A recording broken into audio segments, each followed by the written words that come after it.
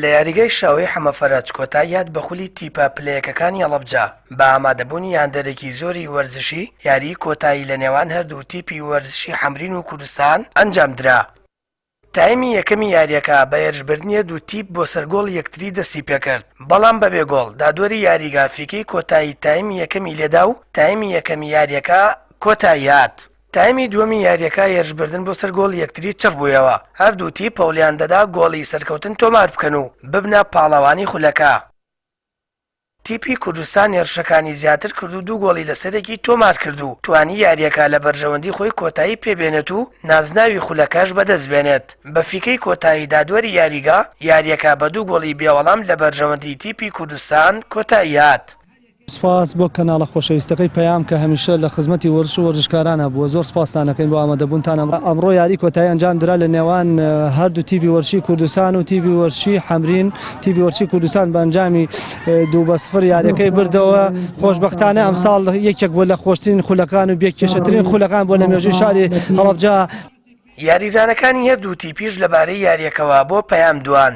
ئێمە زۆر دڵخۆشین لە سەبەبردنەوەی ئەم یاریە بۆ 2 ساڵ لە سەریەک توانیم مابینە پاڵەوانی هەڵەبجەی شەهید. دەستخۆشین بۆ لیژنەی تیپی میلەکانە، دەستخۆشین لە تیپی حەمرینە یوان سەرکەوتنە لە داهاتوودا. ئەمڕۆ یاری کۆتایی بوو بەرامبەر تیپی وەرزشی کوردستانی هەڵەبجە.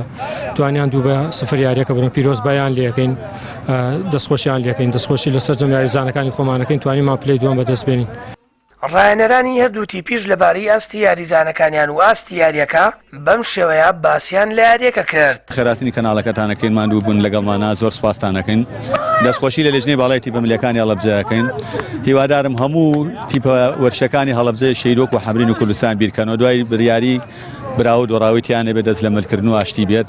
زۆر سپاستانەکەم. بەڕاستی من پێیان بۆ یاریزانەکانی خۆمەوەی ئینشاڵڵا بۆ داهاتووتر یاری باشتر و ئاستی باشتر و ئەدەبیاتی باشتر ئینشاڵڵا. زۆر سپاس بۆیەوە. بەنسبەت یاریەکە خۆتان بینیتان شەوت یەکەم ئێمە 3 فرسەتمان لەدەدا بە شەوتی دووەم بەوەی هەڵەیەکی بەرگری و تۆپێکی مفاجەوە و 2 گۆڵمان لێکرا.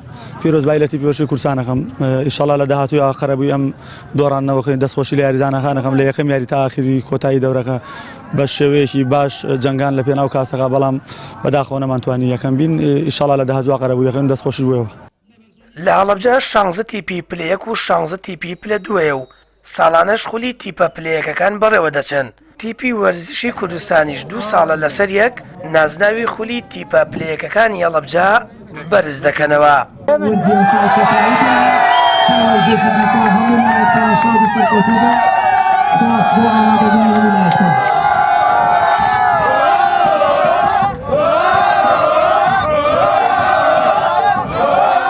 سامان فتاح، کەناڵی ئاسمانی پەیام، هەڵەبجە.